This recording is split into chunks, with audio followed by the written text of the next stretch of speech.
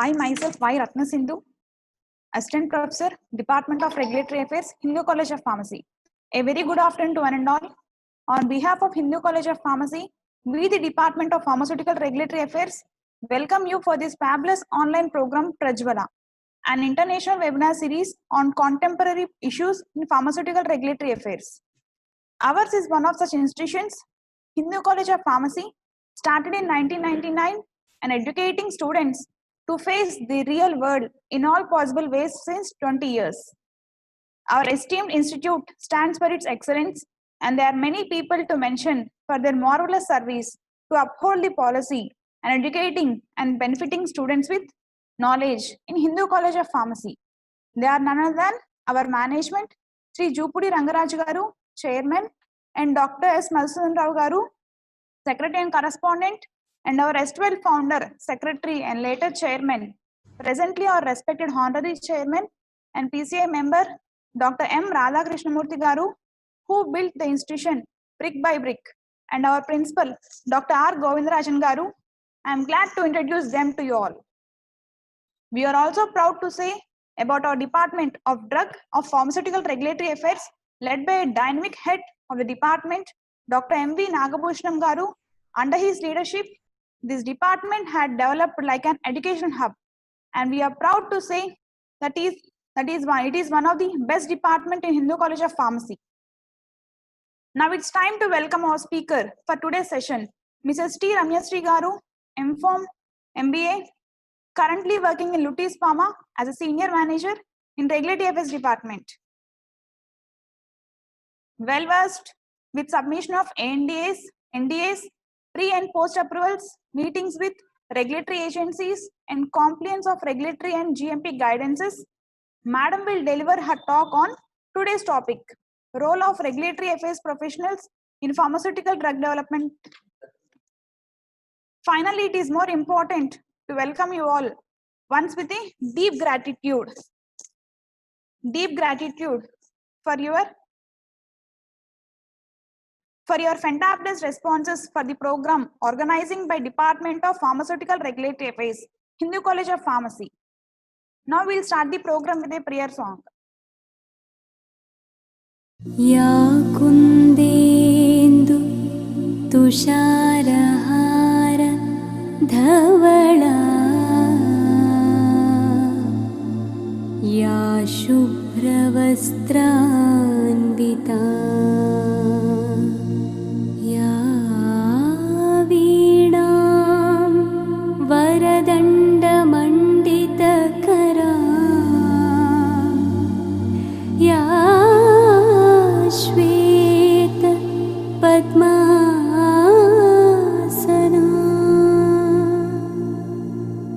ya Brahmachyuta Shankara Prabrutibhir Devai Sada Pujita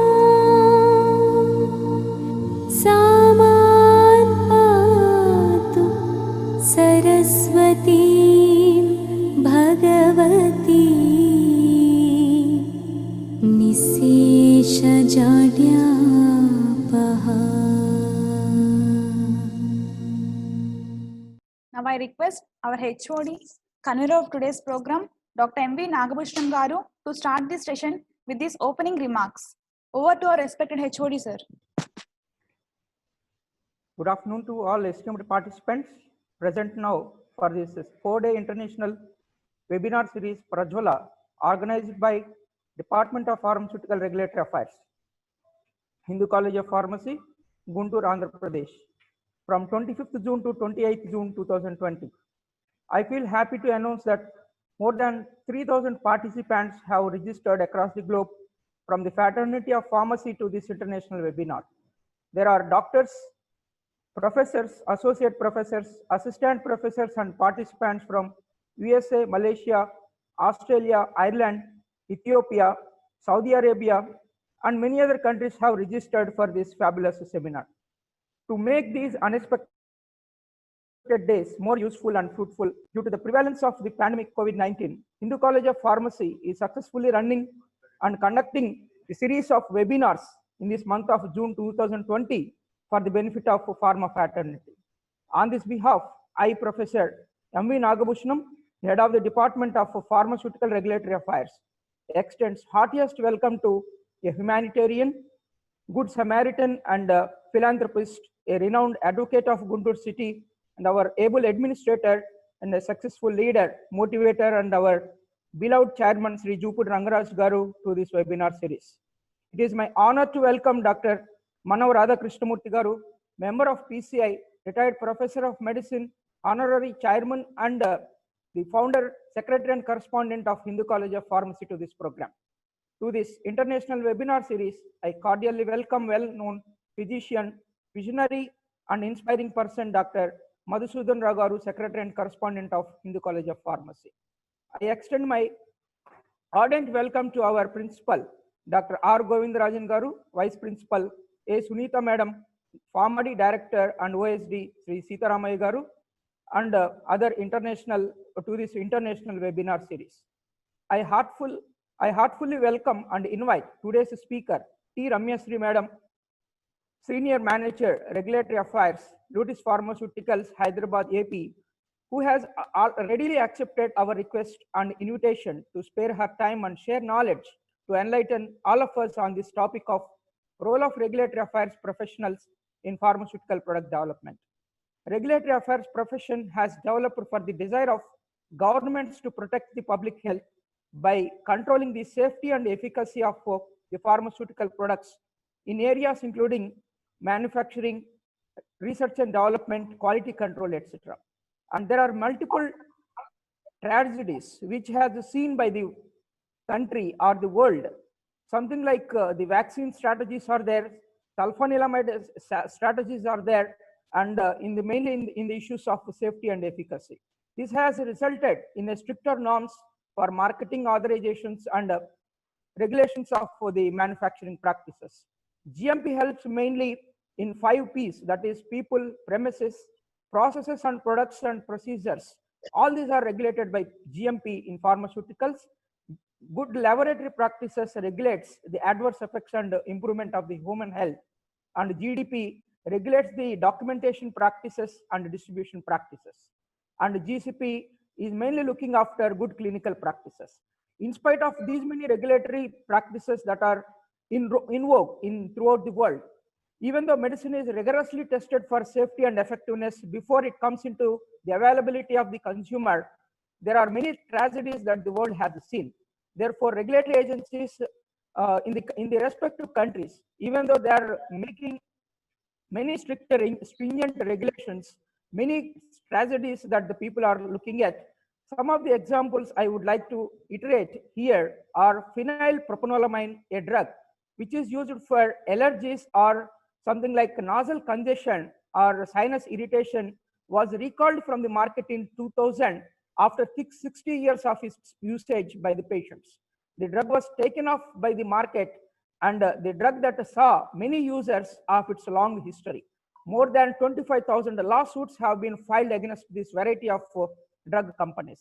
And another drug like diethyl stilbeterol, which has prescribed for more than 30 years to prevent the miscarriages and other complications related to pregnancy, was recalled in 1975 after 37 years of usage because it was connected with a rare tumor that kept appearing in the daughters of the woman. And fenfluramine was recalled from the market in 1997 after 24 years of its usage by the doctors and the patients. American lawyer reported that more than 50,000 victims have filed suits against this particular drug. And terfenadine was recalled in 1997 after 13 years of its usage. FDA has recalled this drug after finding a number of cases of cardiac arrhythmias among the users. There are many such drugs like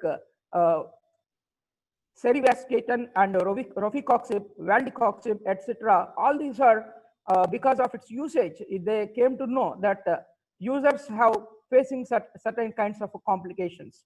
So that is the reason there is a growing need in corporate and current requirements of the pharmaceutical industries in the standard curriculum of pharmacy colleges to prepare the students with the latest development to serve the pharmaceutical industries with the latest development of regulatory affairs. A fraternal welcome to all fellow faculty members who are playing a vital role in the growth of this temple of learning. I offer a warm welcome to all the dearest students who are the pillars of this institution, and I extend my hearty welcome to all the participants all over India and other countries, and also from abroad, who have constantly showered their love and support for this prestigious institutions. Once again, we welcome this August gathering and wish you all a good series of webinars, leaving an indelible mark in our memory and enlighten the young minds. Thank you. Now I request our chairman, Sri Jupudi Rangaraj Garu, to address the gathering. Over to Sri Jupudi Rangaraj Garu.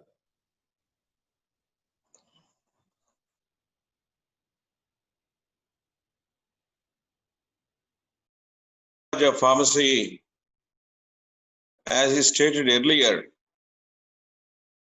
is taking all cautions and precautions in respect of the education and faculty development through the technology, which is nowadays much essential due to the coronavirus that had engulfed the entire world. Especially the regulatory affairs department in our college is doing a good and vital job. Being an advocate for more than 37 years, I have also asked my number of my advocate friends to participate themselves in this knowledgeable Prajwala as number of experienced faculty members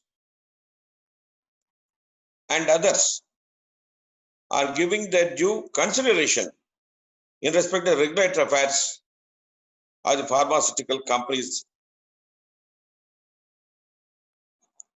As is stated by Mr. Nagabhushanam, USA and other countries, they have their approach in respect of this medical approach in legal suits. But in India, the legal suits in respect of the medical affairs are not that much conversant or available to the general public. And it is very much essential that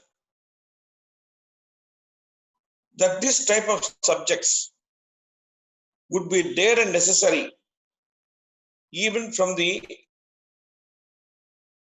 5th class, so that every citizen would be equipped with the knowledge of this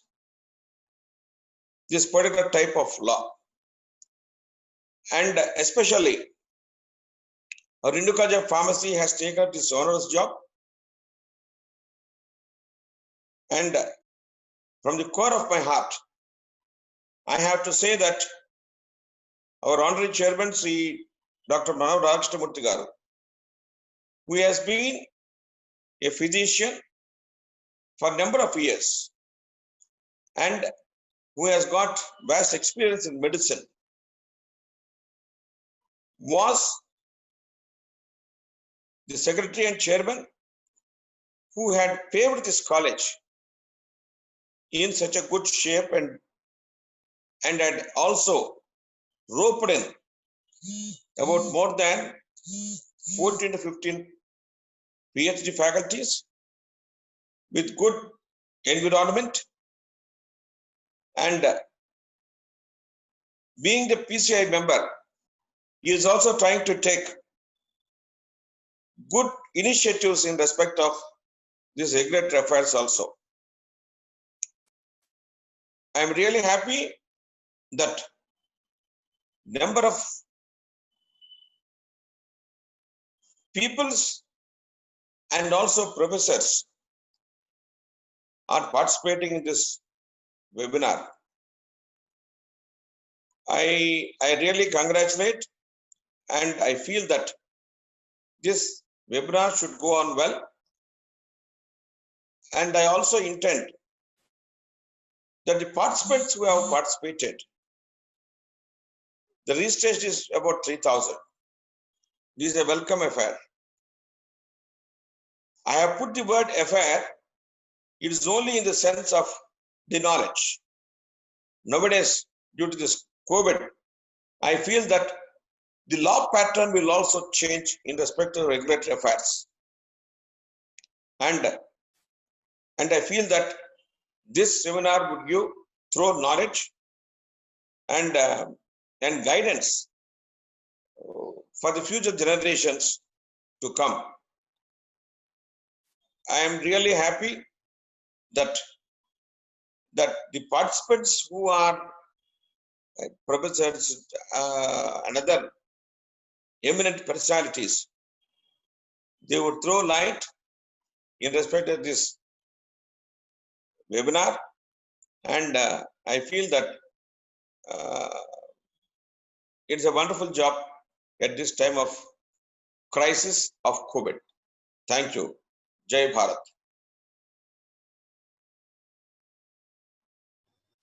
Thank you, sir. It is my honor to welcome Dr. Manav Radhakrishnamurthy Garu, member of Pharmacy Council of India, New Delhi, retired professor of medicine and honorary chairman of Hindu College of Pharmacy, to address the gathering.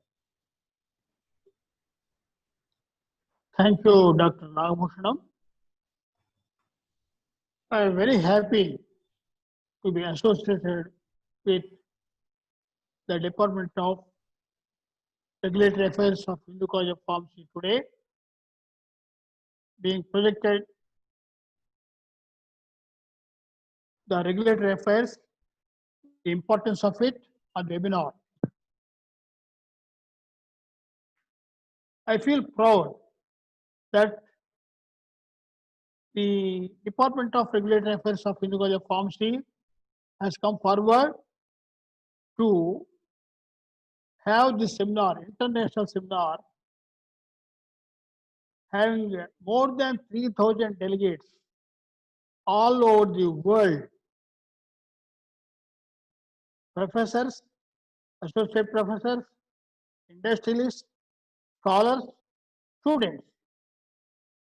And it is highly knowledgeable seminar which is required for any person who is having a pharmacy knowledge. Why? Because in pharmaceutical industry, a preparation is a molecule or a drug is being prepared from a very raw stage to a final stage. So many stages are involved in that process. During this process, there should be some regulation.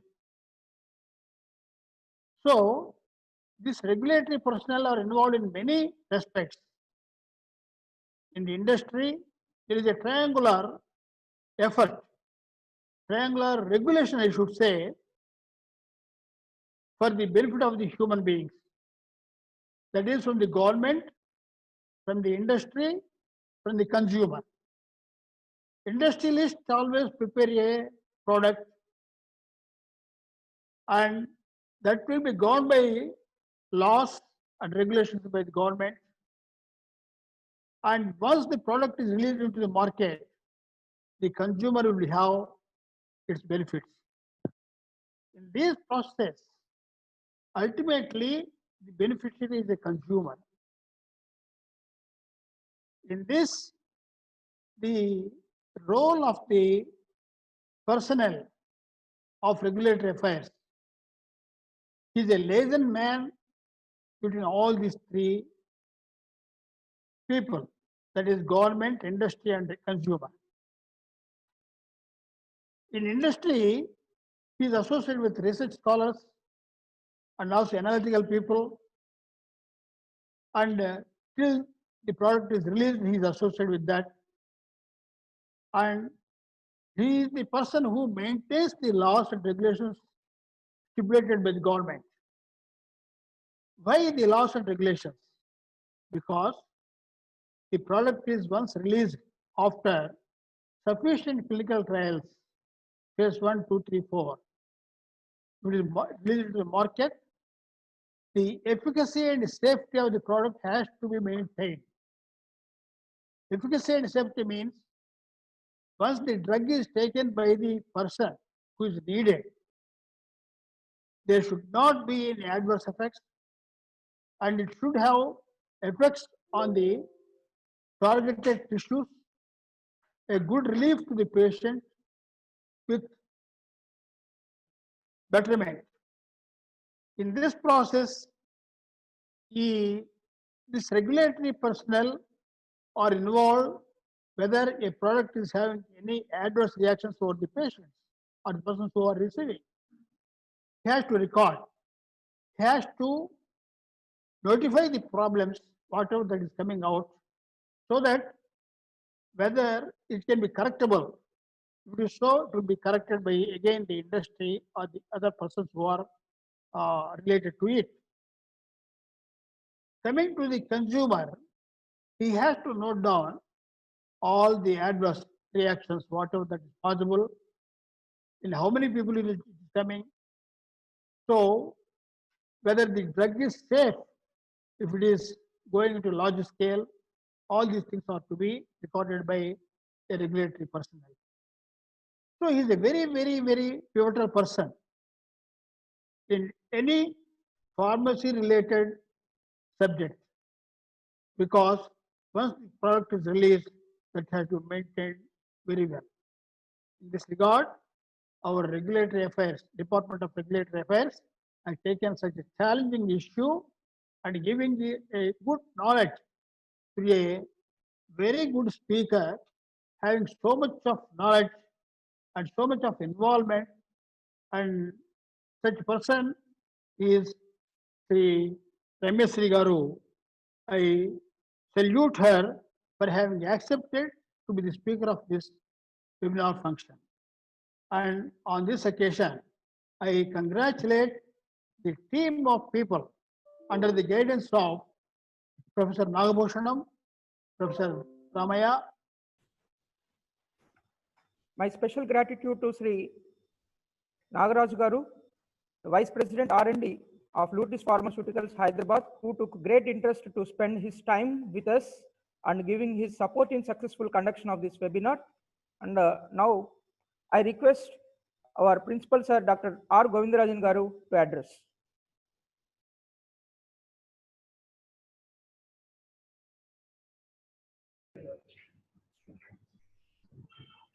So good afternoon, Nanda.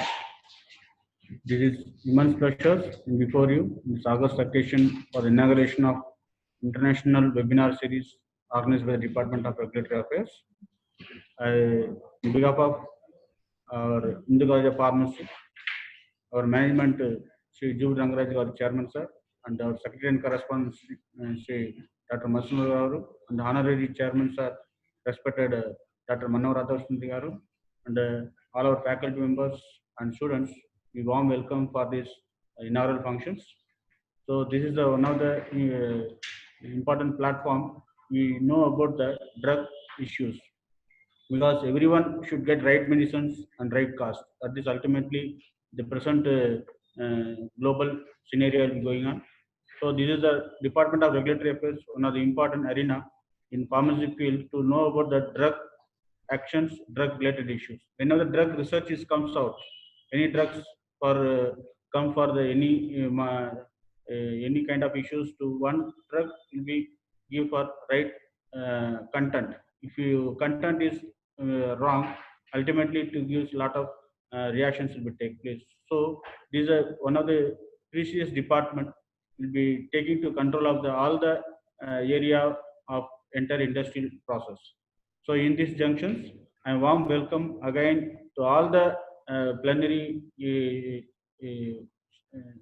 speakers who are taken these challenges to give the reveal of all the issues which is discussed in the webinar platform, and also to congratulate the Department of Regulatory Affairs and Professor Nagabhushanam Garu to choose the eminent speakers, experienced and talented speakers.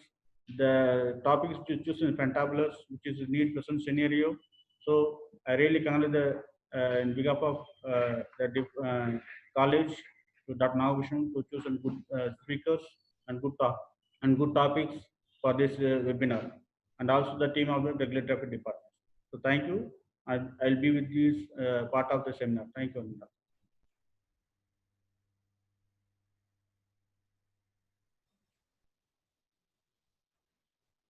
I request Vice Principal Dr. A. Sunita Madam, HOD of Pharmaceutical Analysis Department, to address the gathering. Good afternoon, one and all. It is a great pleasure of mine to share with you on this occasion. In response to the emergency caused by COVID-19, we, the team of Hindu College of Pharmacy, have been doing excellent service from the last 90 days in multiple ways. Our management have donated 2 lakhs towards PM CARES Fund and distributed more than 5,000 masks and more than 500 bottles of hand sanitizers to the service sector people. We have supplied 200 food packets per day to daily wagers, migrants, and homeless people in Guntur city for 15 days. With the collaboration of Red Cross, Hindu College of Pharmacy is offering assistance services to people in need. In addition to the management of Hindu College of Pharmacy made strenuous efforts to upgrade the quality of the teaching profession at nationwide. So we have been conducting series of webinars and faculty development programs for enrichment of knowledge in pharmaceutical realm.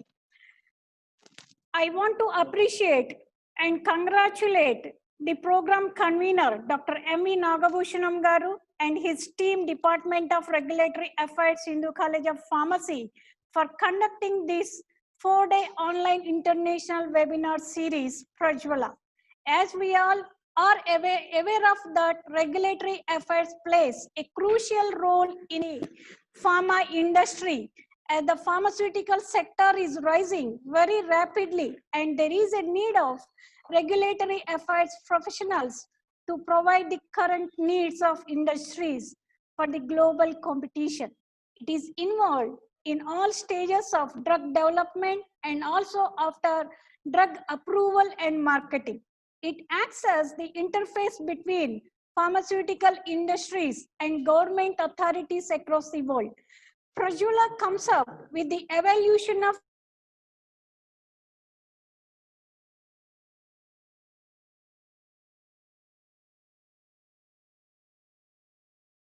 improve the growth of the industry. So it will be more useful for all the stakeholders. I request you all pay attention and grasp the knowledge from the eminent personalities. I extend a genial welcome to today's speaker, and I wish you all good luck. I thank Dr. M.V. Nagabhushanam Garu for giving me this opportunity. Thank you, one and all. I request OSD and PharmD Director Sri Sitaramaya Garu to address.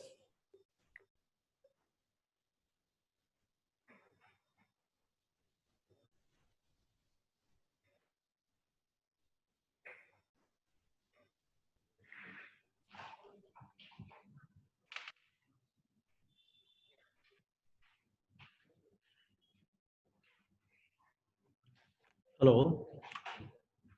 Good afternoon to all the viewers. Well, on behalf of our Hindu College of Pharmacy, I welcome you all. And as a person who has worked in Central Drug Standard Control Organization, Government of India, I know the importance of regulatory profession in manufacturing, quality control, export, import.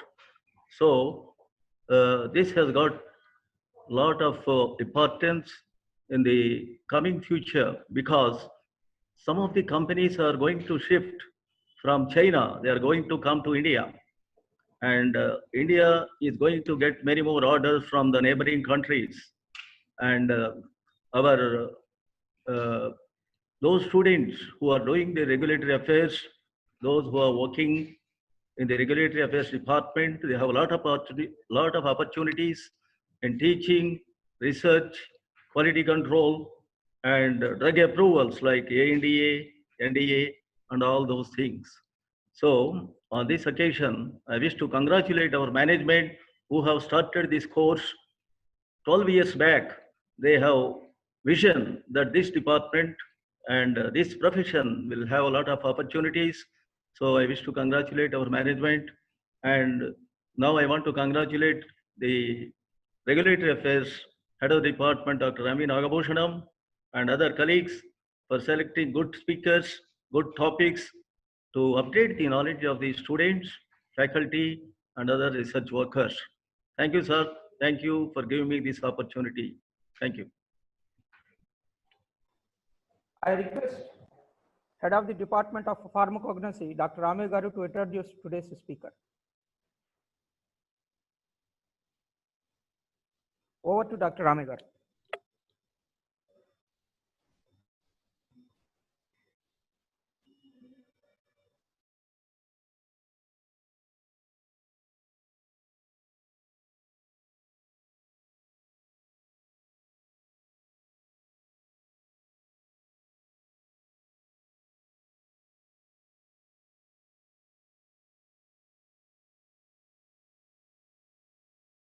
Yes, yes. Yeah, well, a pleasant afternoon to all of you.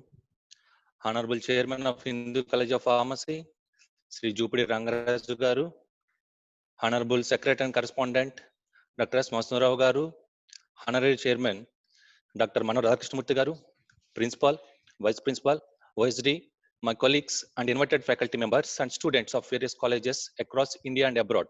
Hindu College of Pharmacy welcomes you all. Myself, Dr. Ramaya, Associate Professor, Department of Pharmaceutical Regulatory Affairs, Hindu College of Pharmacy. It is always inspiring to us to meet and know about great personalities. In this category, today we are fortunate enough to have the gracious presence of T. Rameshri, M.Pharm and MBA as today's speaker on the topic, Role of Regulatory Affairs Professionals in Pharmaceutical Product Development. We once again welcome you, Madam. This is my privilege and honor to introduce Sri T. Rameshri to all of you who is presently working as a Senior Manager in Regulatory Affairs, Lutis Pharmaceuticals Private Limited, Hyderabad, Telangana. Lutis Pharmaceuticals Private Limited is a closely held, professionally managed pharmaceutical research and development driven company having wide-ranging expertise from different facets of pharmaceutical research, intellectual property, alliancing, and medical practice. T. Rameshri has a total of 10 plus years of regulatory experience. She is very well versed with the submissions of abbreviated new drug application, pre and post approvals, meetings with the regulatory agencies, and compliance of regulatory and GMP guidance. I thank to the management of Hindu College of Pharmacy, principal and Prajwala convener for giving me such a beautiful opportunity to introduce T. Rameshri to all of you. I would like to thank you all for the patience, patronage, and time. I thank you. Now I request Srimati T. Ramyasri Garu to start her webinar session on role of regulatory affairs professionals in quality product development from Lutis Pharmaceuticals, Senior Regulatory Manager. I welcome you, Madam, on behalf of the Department of Pharmaceutical Regulatory Affairs, Hindu College of Pharmacy, to this Prajwala International Webinar Series.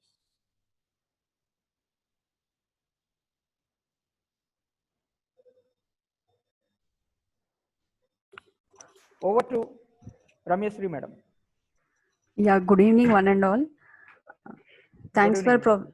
thanks for providing a better opportunity in participating in Prajwala conducted by Hindu College of Pharmacy.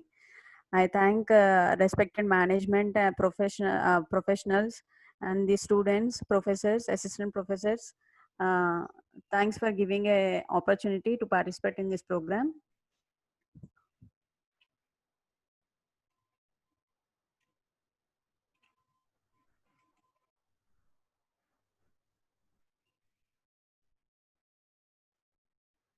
So coming to today's topic,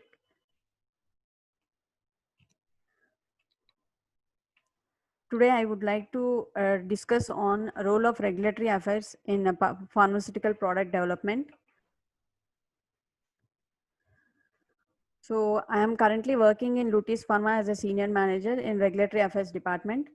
And Lutis Pharma, it is a formulation R&D driven company where we have a specialty in nanotherapeutics program, and we have a wide range of portfolio of products in different technologies, and which give more advanced treatment in different therapeutic areas. We are mainly targeted for providing products in pain management, supportive care, epilepsy, and imaging and diagnostic agents. I have a total experience of 11 years, and I'm well versed with the submission of ANDAs and NDAs, and in submission of regulatory correspondence to the agencies. And I have previously worked in Gland Pharma, an injectables company, manufacturing company, for about 5 years. As you all are aware, now regulatory affairs, it is a interface between the management, that means in the pharmaceutical industry, and the regulatory bodies. So we have different regulatory bodies for the different countries. So we will be acting as an interface between the management as well as the science, that is the FDA regulatory authorities. And we will be having a wide scope of involvement right from the start of product development to the end of the approval, as well as post approval also, not only till the date of approval. And now in today's scenario, we have a competitive role in order to take the drug product right from the research of development to the market in less time. Previously, it used to take 5 to 6 years of time for taking the drug product from R&D to the market. But now currently we are in a competitive environment where we require a product within 8 months or 6 months to the market. So here we are having a more involvement of regulatory affairs right from the R&D. So right from the selection of the molecule, we will be involving with the company as well as the product and the regulatory authorities. So we will be acting as an interface between these three bodies, where we should have a wide knowledge right from the R&D to the post-marketing approval. And regulatory affairs, they used to have all the knowledge about analytical, preclinical, clinical R&D, and we used to also have a few logistics and government affairs to which regulatory bodies we are going to deal with, and the portfolio of our current pharmaceutical industry, what are the portfolio of our products, whether we are targeting towards different nanotechnology products or routine generic products or different hybrid products. So we should be also having a involvement in the selection of portfolio of the products, and we should have a wide knowledge on the manufacturing sites, because we are manufacturing our drug product in different manufacturing sites. So those manufacturing sites should also have a schedule M good manufacturing practices the manufacturing site should comply with. And we should also have a wide knowledge on the QA and QC compliance, because whatever the data that we generate in our QC production and the QA, so these all will be going to the regulatory agencies, and based on those data, the agency will be looking into our molecule, and they will be providing the approval for our product. And we should also have a wide knowledge on the marketing and the business, because after developing the product, and if we do not have a marketing strategy, that is the marketing is very low, and the current marketing is very insufficient. So at that time we can go for a selection of those molecules where there is a shortage of those drug products in those countries. So by selecting such kind of business development strategies, we can select our drug products in our pharmaceutical industries. And these are the major regulatory bodies that we are dealing with. So for every specific country, we are having a different regulatory authority, and we need to deal with all these regulatory bodies. For India, we have a DCGA, and for US, we have US FDA.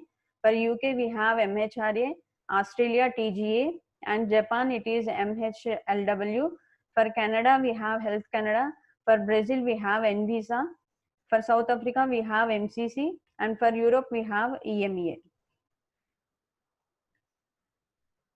So what are our goals of our regulatory affairs? So first, our primary goal is we have to protect the health of the humans. So which it will be directly dealing with the safety, efficacy, and the quality of the drug products that we have developed. So in order to attain a complete health of a human, we should look for the safety, efficacy, and quality of our drug products, and we should also have the appropriate information and accuracy of the product information. And we will be acting as a liaison with the regulatory agencies, and we will be having an involvement in preparation of ANDAs, INDs, MAA, DMF, and NDAs, and different submission of different regulatory correspondences to the agencies. And we should also parallelly in involving in the research and development, we should also adhere to some guidelines. Suppose for FDA, we have FDA guidances that are issued by US FDA. So we should comply those guidances, and ICH, which are universally acceptable by all the countries. So we should adhere to these ICH guidances, CGMP, and good clinical practices, good laboratory practices. So we should also ensure that whatever the product that we have developed, it will be in compliant with all these guidances, and then it will be next targeted to our market healthcare.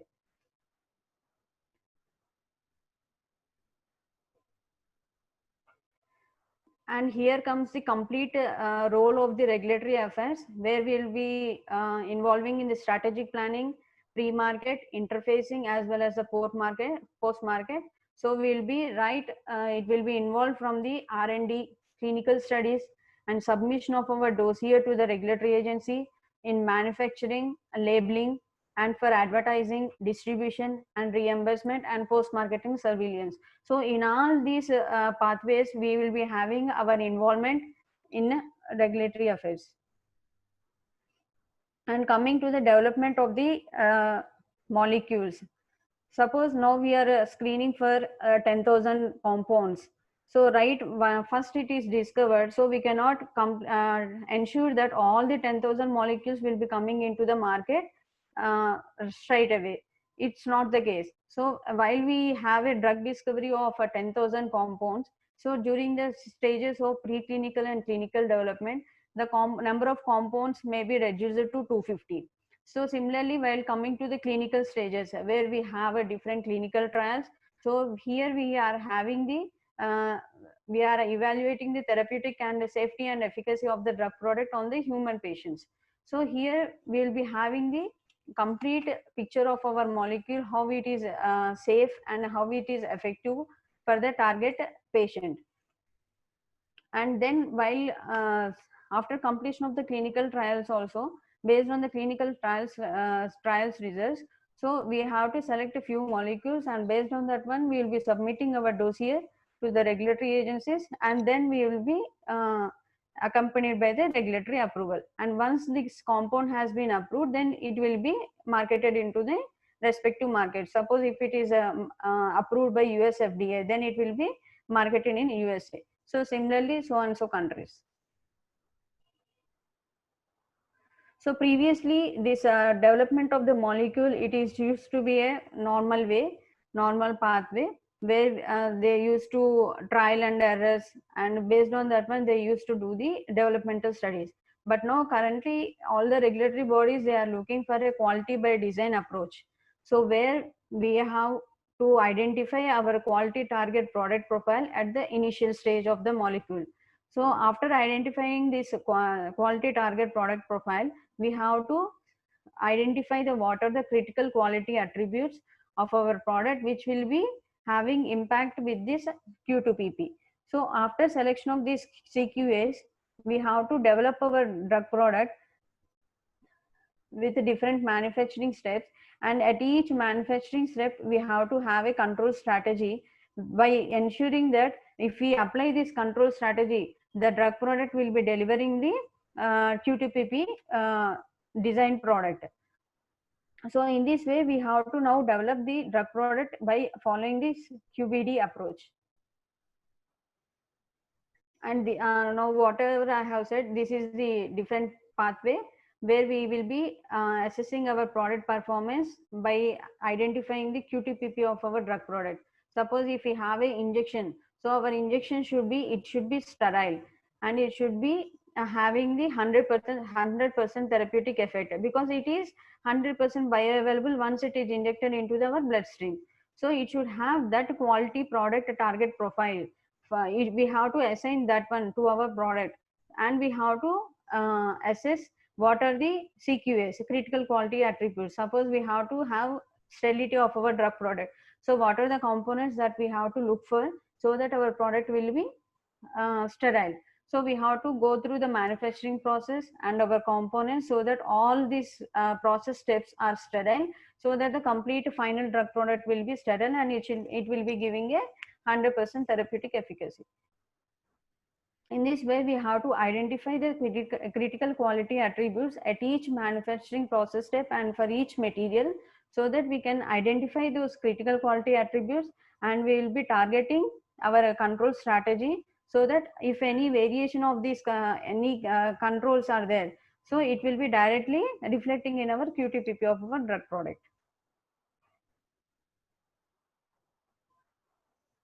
So this is what, first we have to target our product profile, and then we have to identify our what are the critical quality attributes. And once we identify these critical quality attributes, we have to assess our risk assessment. So suppose if this critical quality attribute fails, so what is the risk to our product and what is the final deliverable of our product? So in this way, we have to do a risk assessment where we have FMEA different tools. So by using those tools, we will perform risk assessment, and we will develop our product in a confined space where it will called as a design space. So out of this design space, if we go, then our product Q2PP will be failing. So in this way, we have to ensure that our product will fall under this design space, and we apply some control strategies so that the drug product would not go out of this design space, and it will be meeting our Q2PP. So in this way, we can do continuous improvement for our Q2PP, so that our product should be safe and it should be delivering therapeutic efficacy to the patient. So this is a fishbone diagram where we are evaluating all the process parameters for a tablet. So here for manufacturing of a tablet, we are having different steps: pre-blending, drying, blending, granulation, sizing, and tableting. So for all these steps, we are having different various process parameters like speed, time, temperature. So at what rate we have to add the excipients. So all these parameters we have to assess, and this tableting, at what speed we have to perform this punching. So these all parameters we will be identifying as a critical quality attributes, and we will have a design space. Suppose speed means we will assign that from 300 to 400 RPM. We have to mix this blend, we have to blend the mixture. So in this way, we will establish a design space. And upon establishing this design space, if we fall out of this 300 to 400 RPM, then we'll be having a different results. So in this way, we have to establish the design space, and then we have to proceed further by continuous improvement and by verification with the Q2PP of the drug product. So based on our design and the way that we are going to develop our product, so it will be having the impact on the patient health. So in this way, we have to identify all the risks that are identified at different stages in the process, materials, facilities, and during manufacturing and distribution. At all these cases and steps, we have to identify what are the risks that are involved, and if we have to mitigate this risk, how we are going to mitigate this risk, and in this way, how we are going to reduce our risk from high to low. So in this way, once we get all the risk management to the low, then we will be having a target product with this Q2PP, whatever we have established at the initial stages. And during the initial development, we should also have a brief knowledge on the patents. So patents, it will be granted by the Patent and Trademark Office, where we will be having a expiry for 20 years. So we will be having exclusivity and patents. So we have different exclusivities: orphan drug, new chemical, and pediatric, and other exclusivities. So all these patents and exclusivities we should be aware in the initial stages of our molecule, because while at the time of filing, we have to give different certifications like paragraph 1, 2, 3, and 4. And suppose if we do not see all this patent and exclusivity information, we cannot give the certification at the time of submission. So whatever the time and the efforts that you have done previously for the R&D, so those all will be going into the waste. So in this way, we should also have this knowledge at the initial stage of the development of the molecule. Once we identify any molecule for the development, we should have a brief knowledge of all these patents and exclusivities. So these are the different regulatory pathways that we can submit our dossier to the regulatory agencies. So suppose if we go for US FDA, we have three pathways. One is pure NDA, where we will call as 505B1 new drug application, and the 505J ANDA application, that is abbreviated new drug application. So this 505J, it is a generic molecule of the reference product. So FDA will be assigning a molecule, a drug product as a reference product. So we will be copying the same molecule and we will be developing a generic molecule. So regarding this case of product development, we will be going for a ANDA submission. And suppose if we want to do any dosage modifications, and if you want to change any composition so that there will be a more benefit to the patient, then we'll be going for a 505B2 new drug application, where it will be as a hybrid of full NDA as well as the ANDA. So it is a hybrid of NDA and the ANDA. And these are the advantages of this 505B2 and new drug application, where for 505B2 molecule we'll be always having this safety data we'll be always having, because we are relying on a reference product. And next is the risk to taking for the development of a reformulated formulation will be low. So by this way, we can go for a 505B2 application and development of the molecule based on the necessity. We have to identify what is our advantages of our molecule. Not only that, suppose if we take any tablets, so and it cannot be swallowed by a pediatric patients. So we are looking for a advantage of this molecule. Like we are going for a oral solution, so where it will be easily consumed by the pediatric and pediatric patients. So in this way, we have to identify the rationale for the selection of the molecules under 505B2, and for this we will be having the development time and the data required is very low. So we can go for this approach. So right from the product development phases, we will be having different steps where we have to identify our regulatory strategy and we have to develop a development plan. So accordingly, the rest of the product development and the analytical development, they will be moving in this pathway, and they will be having a drug product. Suppose if we go for step one, first we have to identify what is our product. Either it is a drug or biologic or medical device and the combination product. And combination product is, for example, it is like a PFS, insulin syringe. Such kind of products will be categorizing under a combination product. Biologics is, it is a vaccine, such kind of devices, such kind of molecules. And medical device, it is a some inhaler, such kind of devices will be calling, it will be categorizing as a medical device. And after selection of these classification of our product, suppose if ours is a drug product, then we have to identify what is our purpose and claim how we are claiming. Suppose it is a suppose we are going for a drug product as a injection, so we are going for an injectable product. So based on the injectable category, we have to list out what are the studies that we have to conduct during the product development studies. And next is, we should also know the market. Suppose our injection product, we have to go for a US market. So US regulatory agencies, they will be having a specific requirements. Similarly, European market, similarly for Brazil. So we have to, for initial stages only, we have to notify our market also, so that we will be meeting their regulatory guidances at from the initial stages onwards. And next, we have to identify our regulatory strategy we have to develop. So suppose if we are going for an injectable product, it is a, suppose previously the reference product is a tablet, and now we are going for an injection. Then our regulatory pathway will be, strategy will be 505B2 application. And suppose ours is a US market application. So for that category, we have to go for a different kind of regulatory meetings at the initial stages only.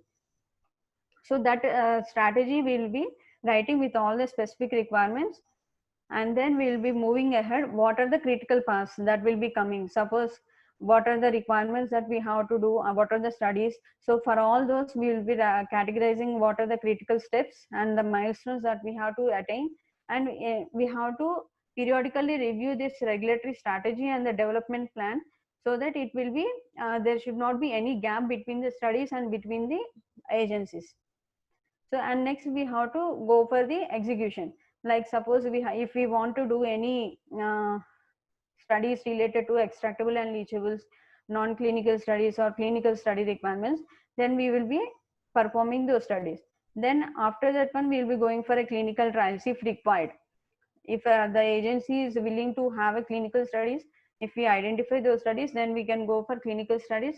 So we have to look after all the good clinical practices and the specific country requirements for the clinical studies. And for these clinical study protocols, we can go for a pre-submission meeting. That is, FDA can provide us the suggestions on the protocol that we have prepared.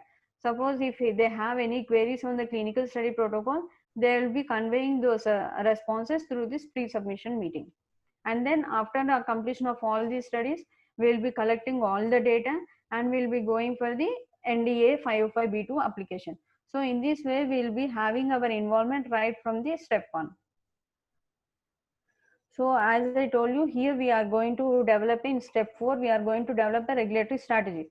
And here, suppose if we have, if we are going for a generic product, then we have to go for control correspondence. Suppose if we do any tablet similar to the RLD product, RLD is also tablet and ours is also a tablet.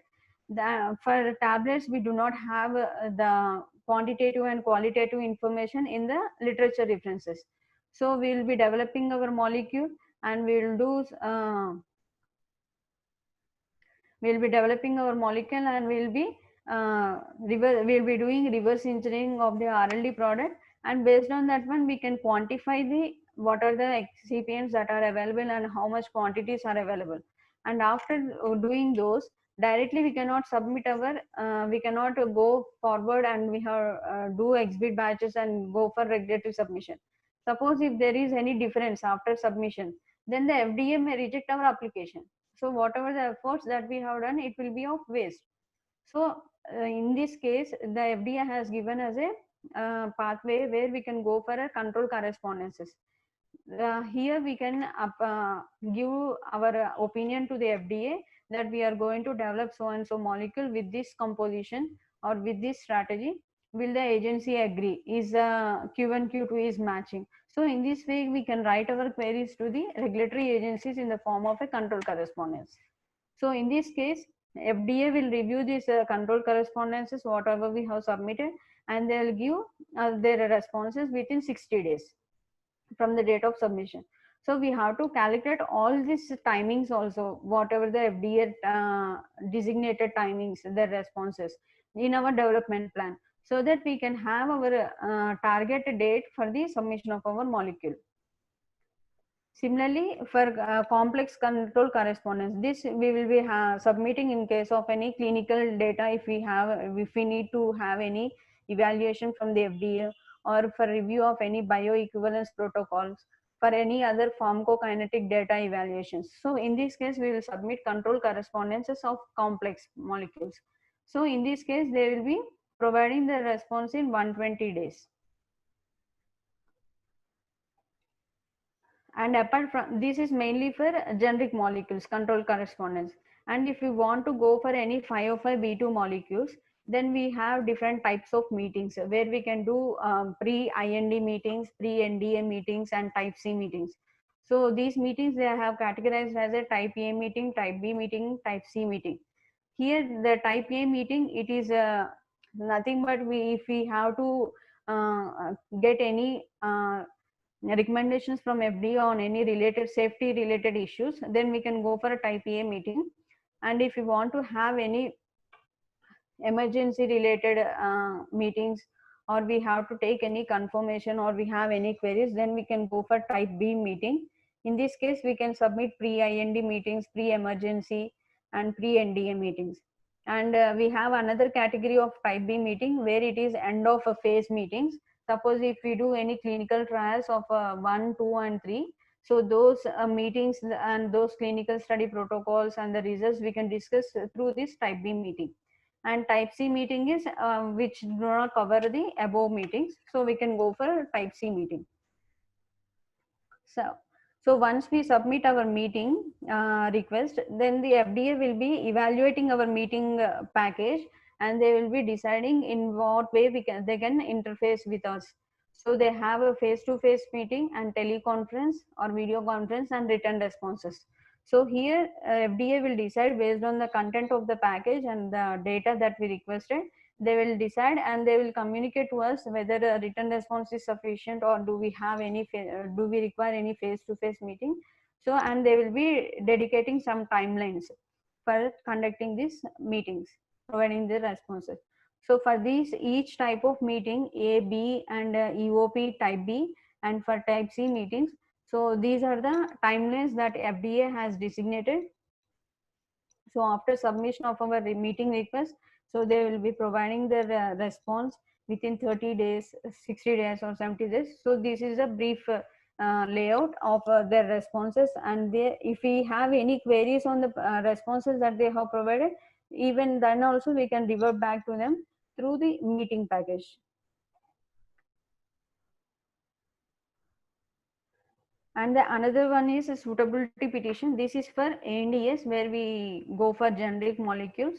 So suppose if we have any difference in RLD, suppose a different route of administration, dosage form or strength or active ingredient, then they can file a suitability petition. And once if they get approval of this suitability permission, then only they can submit the dossier to the FDA. But these cases, there will be the chances of success in suitability petitions, it will be very less, because they will be mostly, if there is no need of any safety or efficacy related data, then they can provide their approval. Otherwise, they will be asking us to give the clinical studies.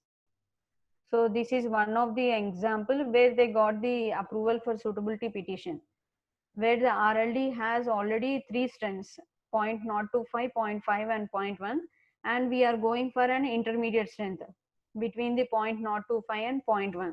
So here, since the all the 2 strengths what we are proposing, it is coming under this RLD range. So they have provided that the suitability petition can be approved with comparative BA data. And this is the case where they have denied the suitability petition, where they thought that the clinical studies are required and clinical trials are required to establish PK and PD. So they have denied the approval for this suitability petition. So these are the different types of correspondence that we go through the development stage of the molecule along with the regulatory agencies. And during the development of the molecule, we have to establish the specifications. That is a QTPP, which is part of QTPP of the molecule. So while establishing the specifications, we have to follow the ICH recommendations. We have different ICH guidelines. So in that, we have to follow the quality guidelines. For specifications, we have to go through ICH Q6A. And for in our specification, we have also a separate test called impurities or related substances. So for that, we have to follow Q3B for a drug product, and Q3A we have to follow for drug substance. For residual solvents, we have to follow Q3C.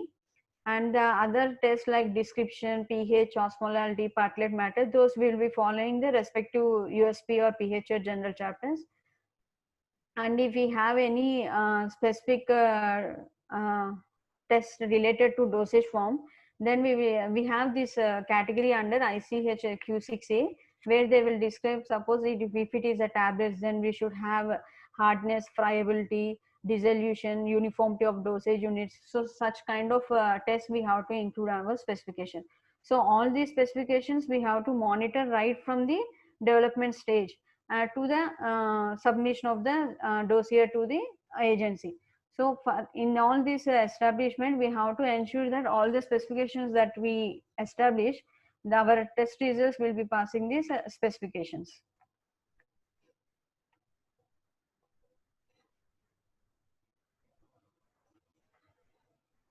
So that's the from my side. If you have any questions, you can just let me know. How much time and amount is required to get the approval of ANDA and NDA? How much time and amount is required to get the approval of ANDA and NDA now? Yeah, for ANDA submission, suppose if we go for a filing fee, just it is $1.79 lakh, and apart from this, we have to consider the whatever the cost of excipients, raw materials, and manufacturing cost. So those all will be coming under this ANDA fees. Apart from this fees, we should also calculate this fee. And now currently FDA is giving, once we submit our ANDA to the agency, so they are giving a goal date based on our submission. So suppose if it is a, we can also request for an expedited review. So in such cases also, they will be assessing our dossier and they will be assigning a goal date. And if our dossier is complete and if they do not have any queries, so by that goal date, they will be providing us the approval.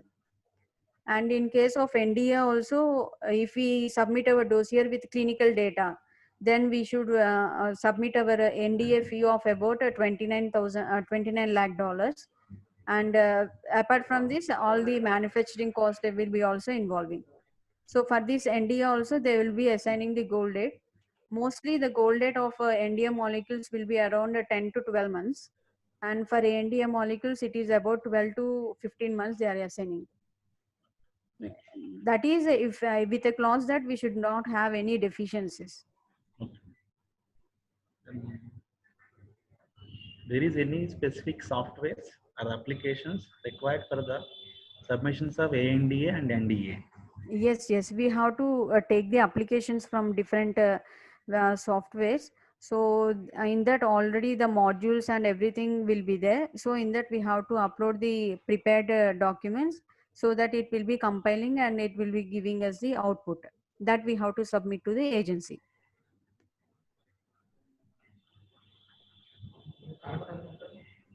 And then which websites are preferred to search the regulatory guidelines of pharmaceuticals? Suppose if it is for US FDA, then we can go through US FDA website, sir.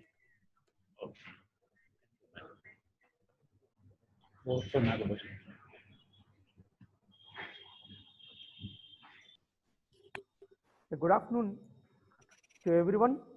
We have had an extremely useful day.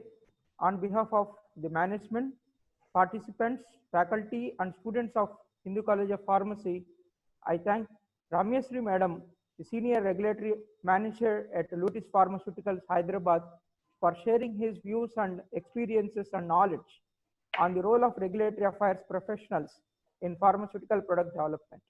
Madam has given a very elaborative session in this evening, mentioning many different issues related to the role of pharmaceutical persons in regulatory submissions, starting from the types of meetings that FDA will held, basing upon the so-called type A, type B, type C meetings, etc. And also what is the meaning of a reference listed drug and what are different types of ICH guidelines and the submission of dossiers and regulatory affairs and all these issues. I am thankful, Madam, for your valuable time and content. And I hope all the participants have enjoyed the session and we have learned a great deal on the contemporary issues of regulatory affairs, which are very much related to the present day scenario in the role of various regulatory professionals in pharmaceutical product development. On behalf of the Department of Pharmaceutical Regulatory Affairs, Hindu College of Pharmacy, and even special guests in audience, and on my own behalf, a heartfelt thanks to our today's speaker, P. Ramyasri Garu, Senior Manager in Regulatory Affairs. I wish to extend my thanks to the management heads of Lutis Pharmaceuticals, who is a specialty company in nanotherapeutic company, which is supporting the government and its task forces in COVID-19 pandemic prevention for providing hands sanitizers in the brand name called as Safe Hands and Clean Hands at free of cost. And company Lutis Pharmaceuticals is also offering advancement in treatment in specific therapeutic areas like pain management, supportive care, epilepsy, and also diagnostic agents, especially through the nanotechnology. Our heartfelt thanks to our analytical R&D Vice President, Sri B. Nagaraj Garu, for their support in introducing their highly talented speakers to us, which benefited all of us with their excellent presentations. It's my privilege to thank our management, Sri Jupiter Rangaraj Garu, Dr. Manav Radha Krishnamurthy Garu, and Sri S. Madhusudan Rao Garu, Dr. S. Madhusudan Rao Garu, Principal Dr. R. Govindarajan Garu, and Vice Principal Professor A. Sunita Madam and OSD Sitaramaya Garu for joining us in this inauguration session today. My vote of thanks will not be completed without thanking the participants who made our session a great success. Thank you all for giving us this opportunity, and hereby we are ending this session. Tomorrow I request all the participants to join the session at 2:30 p.m. by Sri P. Suresh Garu. Tomorrow's session will start. The Senior Principal Research Scientist from Lutis Pharmaceuticals Private Limited, Hyderabad, on importance of a pharmaceutical dissolution method development in submissions to new drug applications and abbreviated new drug applications. Now, I conclude the today's session, and I request all the participants, please post your valuable feedback through the links that is posted in the Zoom and YouTube chat boxes. The same link is also available in our college website also. Thank you one and all. Thank you, Rameshri Madam Garu, for sharing that. Thank you, sir. Thank you, Madam. Thank you. Thank you very much.